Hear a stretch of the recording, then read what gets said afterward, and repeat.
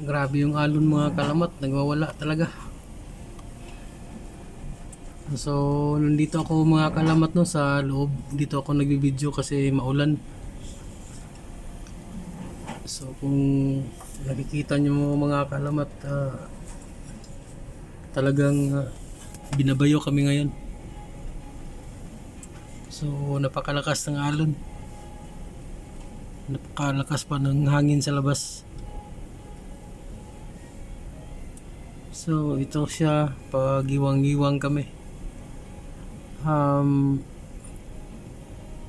Date ngayon mga kalamat, July 24, 2025. So, kanina nag-video tayo, umaga. So, hindi pa gaanong ganito kalakas. Pero ngayon mga kalamat,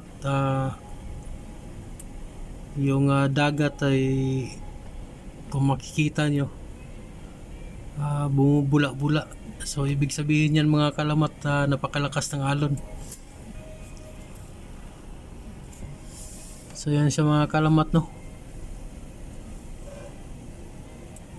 So matindi yan. So yan siya, sumasampa talaga.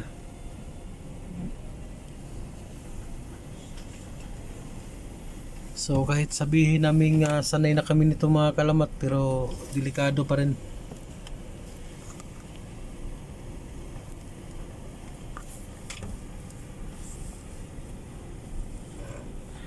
So ang dating namin sa India is July 26, pero malapit-lapit na sana, kaso ito, dumaan kami sa matinding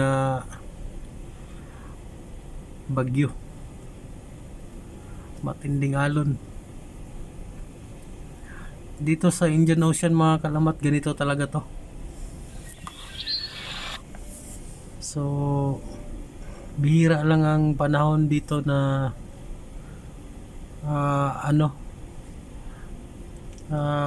kalmado ang karagatan, yung ocean. Pero madalas talaga ganito yung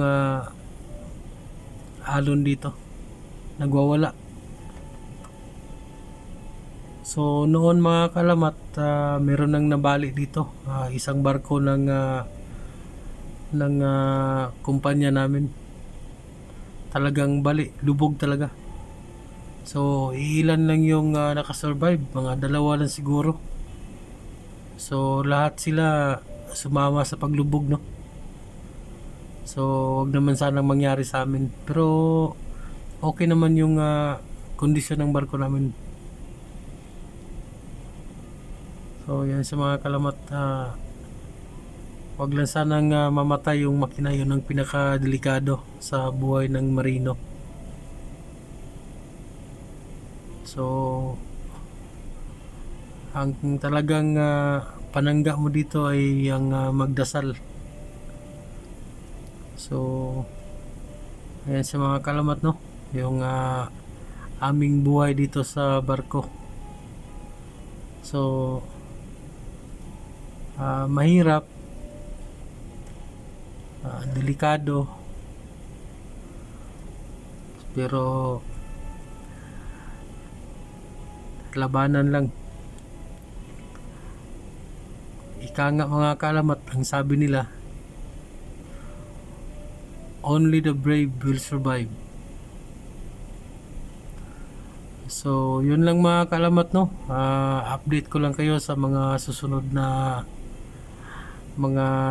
sigurong araw, or tingnan natin yung panahon bukas kung gaganda na siya o ano. So yun lang mga kalamat, maraming salamat, at sana'y lagi nyong tangkilikin ang aking channel, and please subscribe, like and share. Please click the bell button so you will be updated on our next videos. So that's all for today, and thank you very much, and God bless.